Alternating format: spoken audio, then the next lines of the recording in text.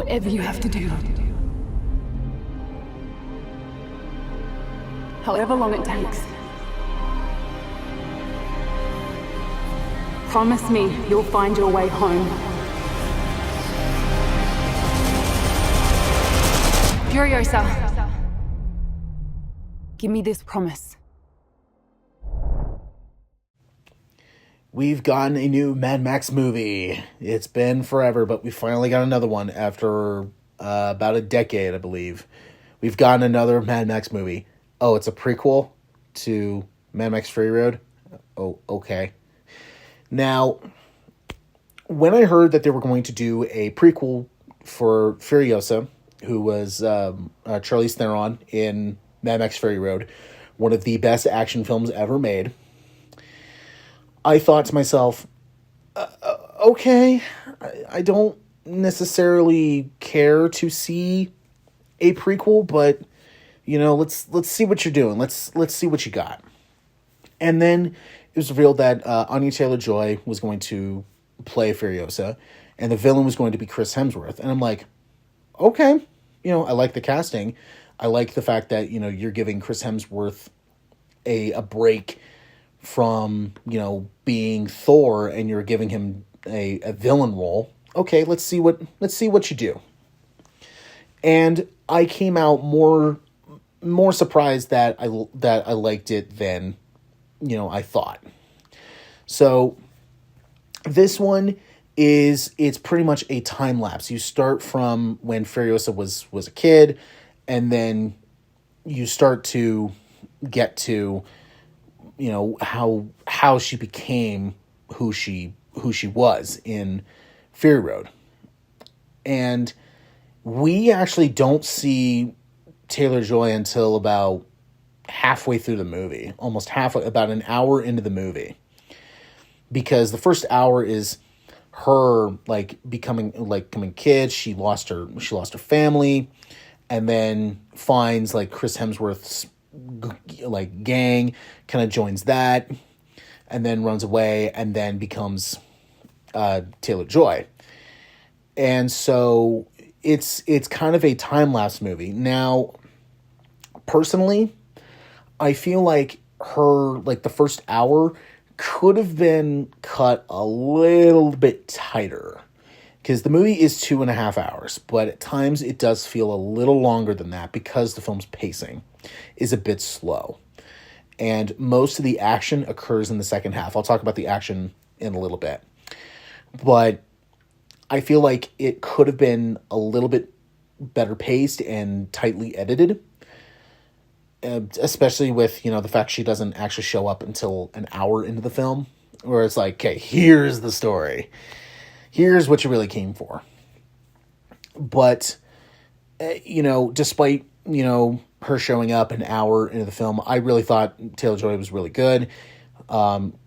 She's actually becoming a really, really good actress. I've really liked her in everything I've seen her in.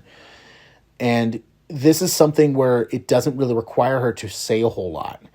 Because really, in the second half where she gets introduced, she really only has a few lines of dialogue, really little. So she does a really good job at it. And, Chris Hemsworth I thought was very interesting as the bad guy.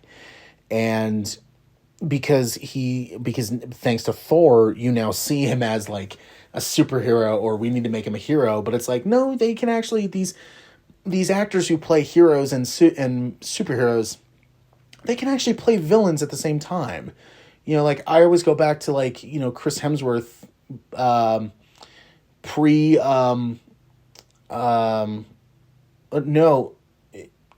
played he was one of the evil X's in Scott Pilgrim versus the World, and I think it was right before he was cast as Captain America. And everyone was just oh, I see him as Captain America. It's yeah, but he can also play villains at the same time. But to me, one of the biggest ones is, and one that I don't think is really talked about all that much, was Daniel Craig being the villain in Adventures of Tintin. And this is when he was still Bond.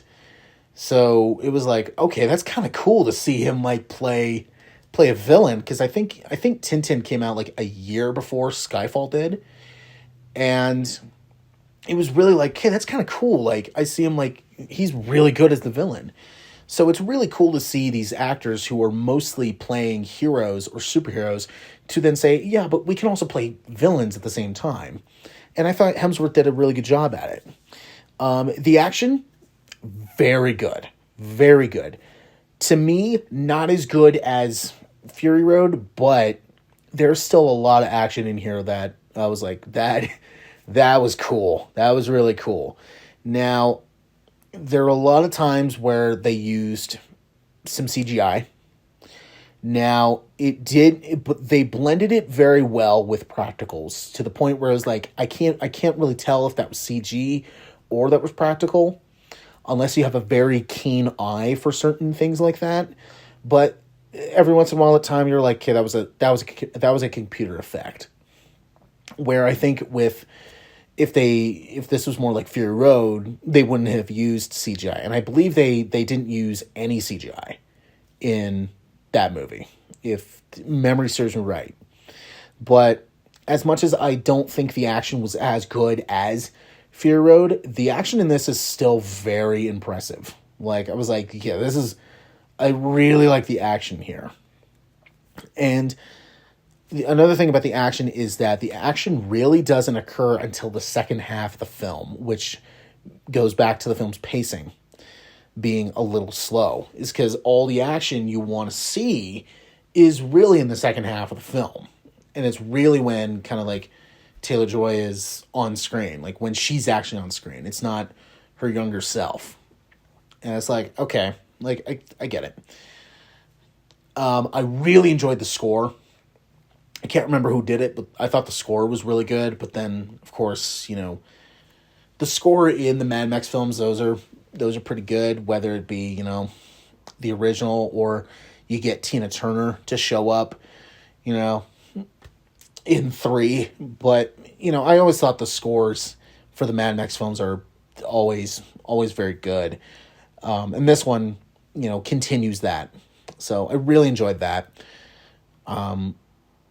Like I said, the things I didn't like were like the film's pacing. At times it felt longer because of its pacing. There were some points that could have been trimmed a bit. As much as I had those issues and they were kind of at times a little glaring for me, I still think this is very well done. I think the performances of Taylor-Joy and Hemsworth are really good. Even the scenes, like they're actually on screen together, I think work quite well. I think they're really good together. The action is very good. And while I think they used a little bit more CGI than they should have, it was still very great and really cool action to see. Its pacing could have been fixed. But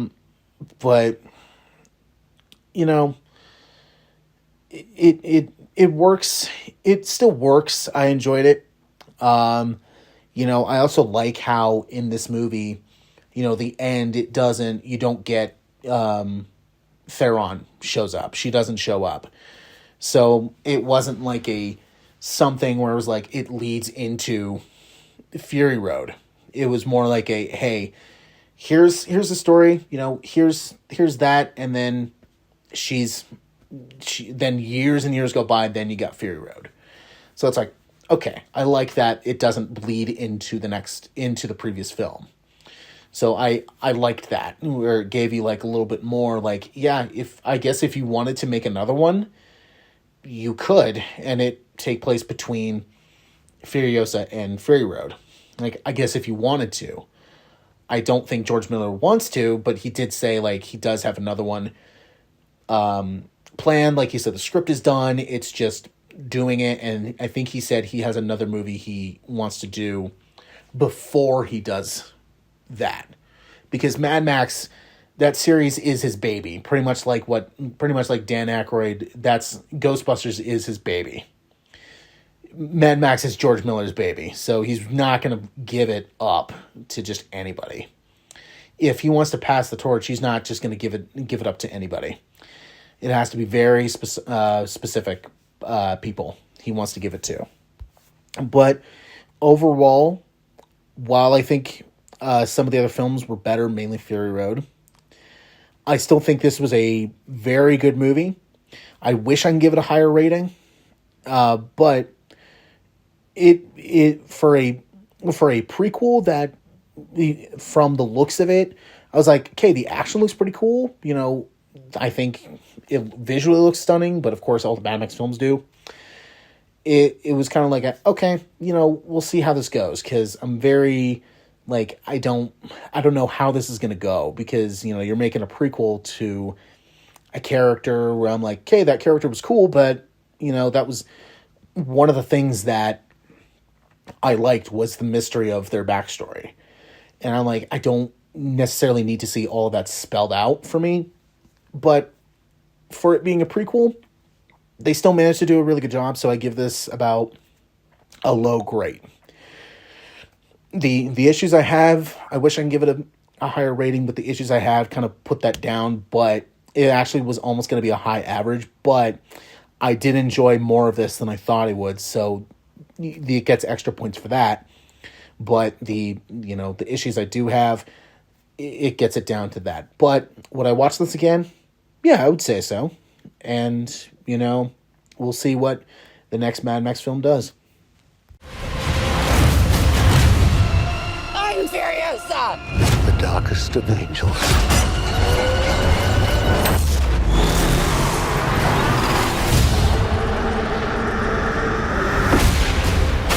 The question is, do you have it in you to make it epic?